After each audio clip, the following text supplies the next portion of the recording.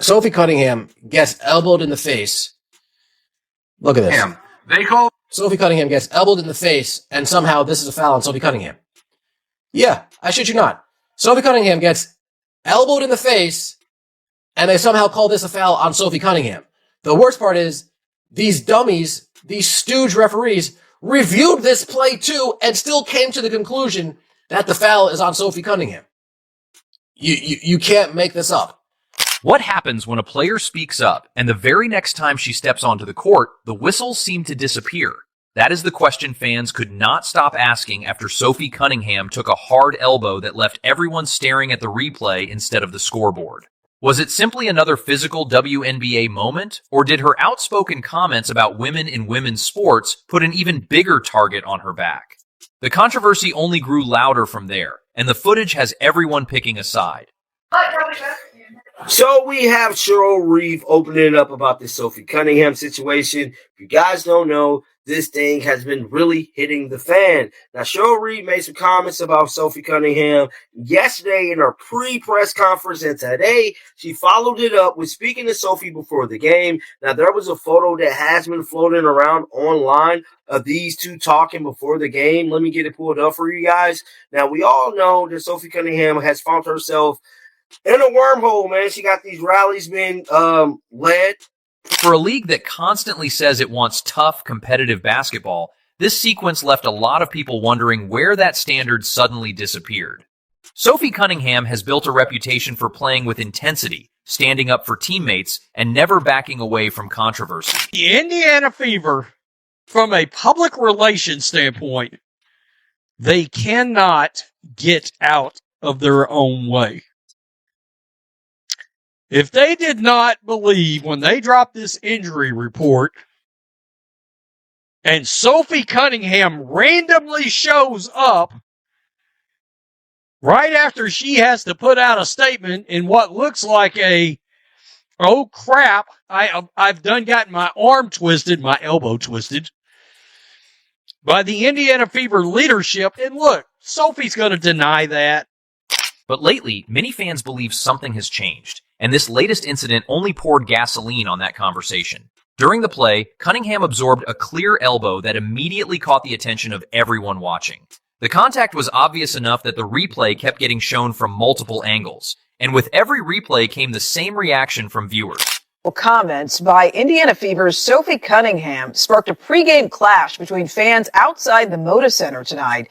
Fox 12's Michaela Armstrong spoke to protesters about the bigger debate they say her comments have reignited. This is what people be talking about, man. The manufactured MVP, bro. When you actually watch these games and not just look at the box score or just look at, the highlights, you get the being like, oh yeah, these referees, this company, like we see something ain't right. It was a clear. Surely the officials would see it this time. Surely this was the moment the whistle would finally come. Instead, nothing. No foul, no correction. No relief for Cunningham after taking the contact.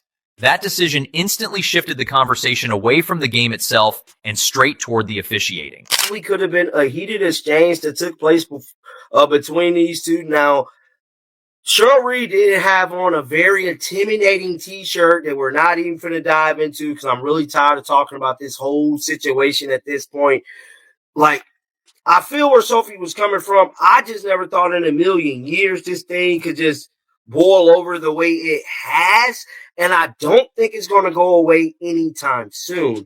Now, with that being said, Cheryl Reeve spoke to the media, and Olivia Miles did too, and Olivia Miles is straight bragging about beating Kayla Clark, which is crazy. Fans were not debating whether the contact happened, because the replay spoke for itself. They were debating something else entirely. How could officials review the sequence, watch the same footage everyone else was watching, and still conclude that no foul had occurred? That question spread across social media almost immediately, and it became even more explosive because of everything surrounding Cunningham over the past several weeks. Her comments about women competing in women's sports had already made her one of the most talked about players in the league. Supporters praised her for saying what they believed many athletes were afraid to say publicly, while critics argued that her remarks deserved pushback.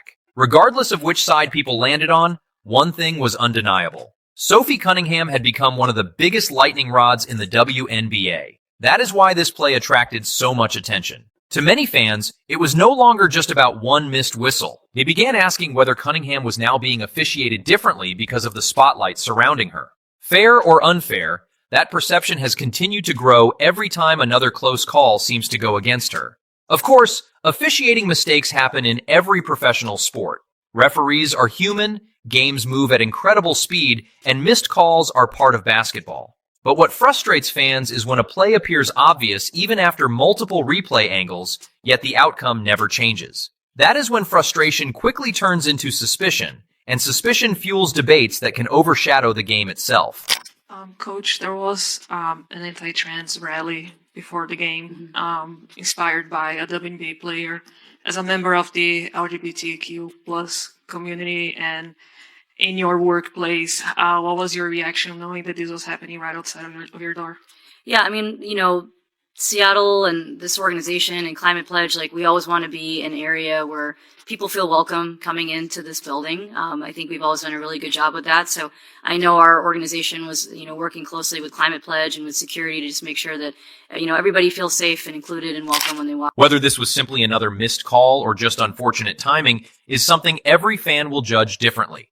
However, one thing is impossible to ignore. Every controversial whistle involving Sophie Cunningham now carries extra weight because of everything that has happened off the court. And if more moments like this continue to pile up, the league may find itself spending more time answering questions about officiating than celebrating the basketball being played. The strange part is that this story did not stop with one controversial hit on Sophie Cunningham. In fact, that play became the spark for a much larger conversation, because many fans now believe the atmosphere surrounding Cunningham has changed dramatically ever since she publicly commented on the debate over women's sports. Whether you agree with her position or strongly disagree with it, the reaction inside and outside the league has become impossible to ignore. What really poured gasoline on the fire was the sequence everyone keeps replaying. Cunningham absorbs a hard elbow. The officials have a clear view. The play is reviewed, and yet no foul is called. That is the moment that left social media asking the same question over and over again. If officials are given the opportunity to slow everything down and examine the contact from multiple angles, how does that still result in no whistle?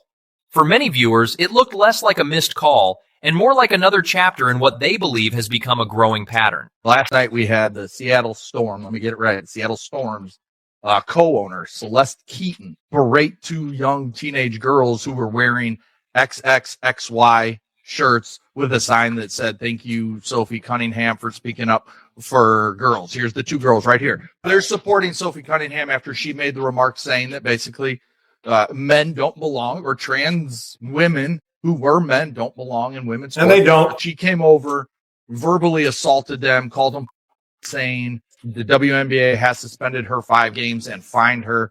She won't be able to sit on courtside for 5 games. And that is exactly why this conversation has exploded beyond a single game. Instead of discussing basketball, the league has once again found itself consumed by arguments surrounding Sophie Cunningham, Caitlin Clark, the Fever fanbase, reporters, and the growing political divide that seems to follow almost every headline involving the WNBA. Every week it feels like one controversy fades away just in time for another one to take its place. This latest debate took another unexpected turn after a Seattle-based reporter claimed she no longer felt comfortable attending Indiana Fever games because of online threats she said she had received from Fever fans. According to her, she had even started wearing her media credentials backwards so fans would not immediately recognize who she was inside the arena. That statement immediately divided basketball fans. Supporters argued that no journalist should ever receive threats over sports coverage, regardless of who they cover or what opinions they express.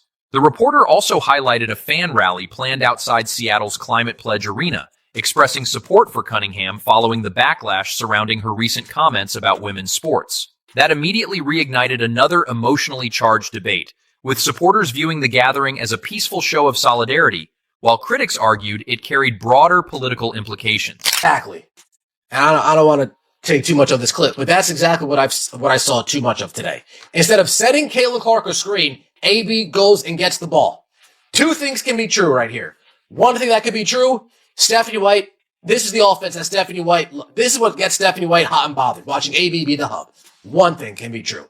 The second thing that's true, AB, use some common sense. You have basketball IQ, right? I don't want to insult you and say you don't have you have basketball IQ?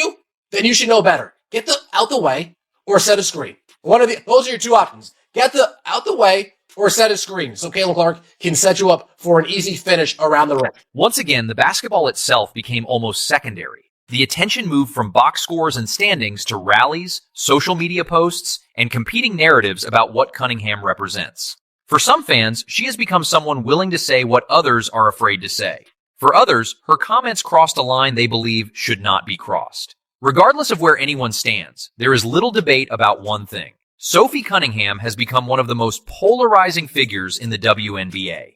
As that debate intensified, another social media post claimed that Storm fans were contacting the organization regarding the planned rally, emphasizing Seattle's long-standing support for the transgender community. The Seattle Storm organization released a statement expressing condolences following a tragic shooting near Seattle Center that claimed multiple lives and injured others. Suddenly, the basketball arguments that had dominated timelines throughout the day were overshadowed by a real-life tragedy affecting the local community. For a brief moment, the focus shifted away from internet battles and back to something that genuinely mattered.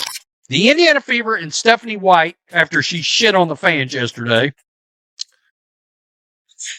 You know, by the way, in politics, sometimes it can help just to be likable.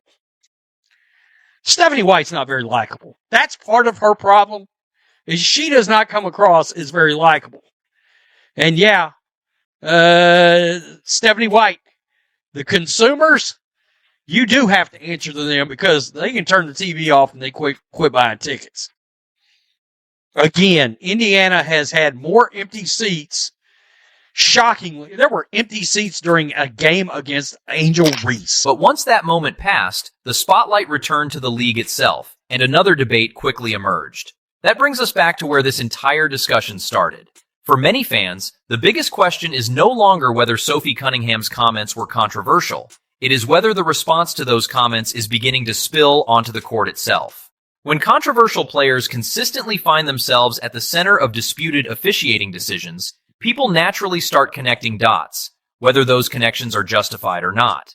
And until the league finds a way to restore confidence in both its officiating and its communication, those questions are only going to become louder. The timing only makes those questions even more difficult to ignore, because this is not happening during a quiet stretch of the season.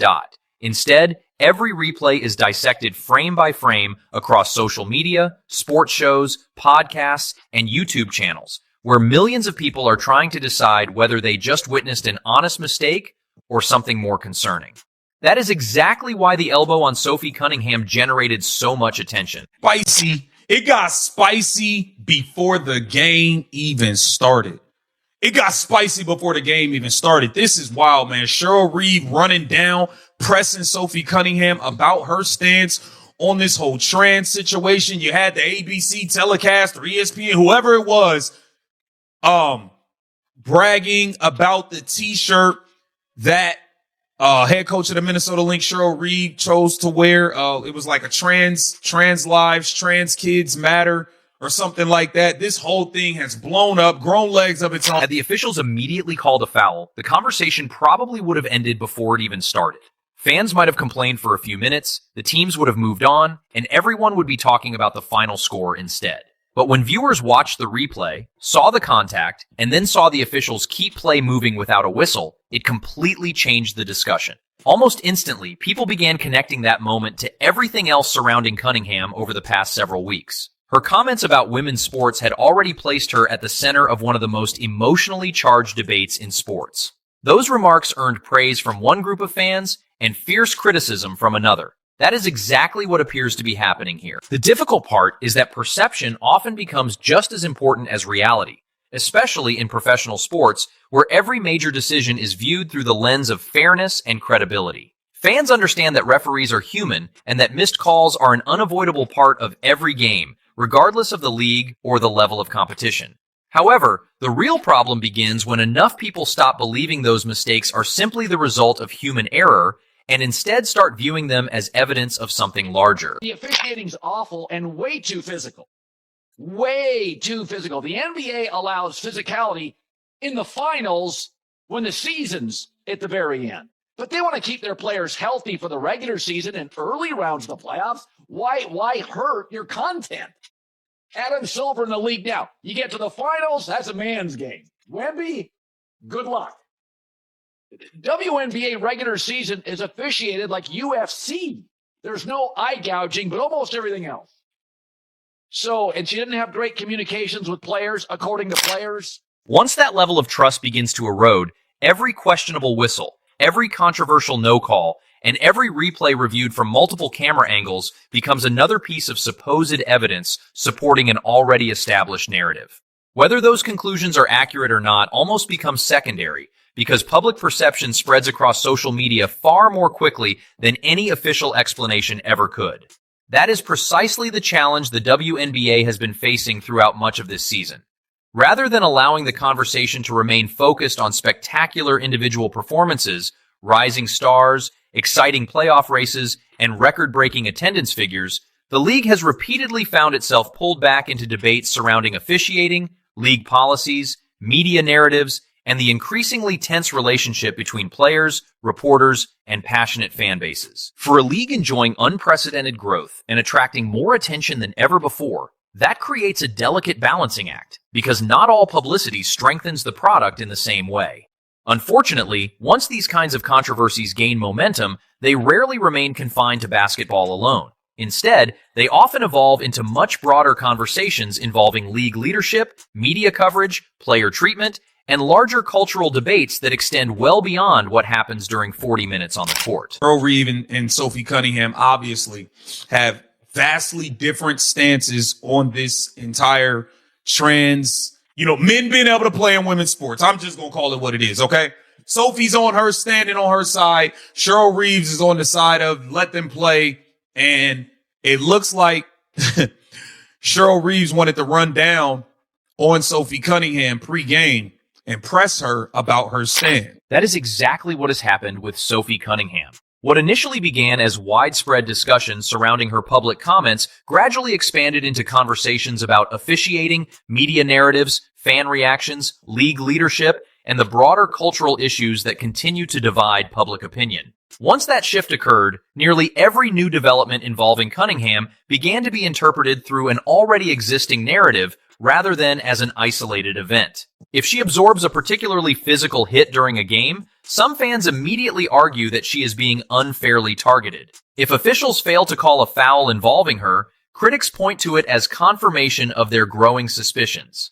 Perhaps the greatest challenge for the league moving forward is that these debates show little sign of disappearing anytime soon. If another controversial no-call involving Cunningham occurs next week, many fans will immediately compare it to previous incidents and argue that a pattern is beginning to emerge. Since I've been in the league, you've heard the constant concerns about officiating, and it has now reached levels of inconsistency that plague our sport and undermine the integrity in which it operates. Year after year, the only thing that remains consistent is the lack of accountability from our leaders. At Unrivaled this past February, I sat across from Kathy and asked how she planned to address the officiating issues in our league. Her response was, well, only the losers complain about the refs. I also asked how she planned to fix the fact that players like Caitlin, Angel, and Paige, who are clearly driving massive revenue for the league, are making so little for their first 4 years. Her response was, Caitlin should be grateful she makes $60 million off the court. Because likewise, if another highly physical play involving Caitlin Clark receives significant attention, those discussions will almost certainly become intertwined with the broader concerns many fans already have about consistency in officiating.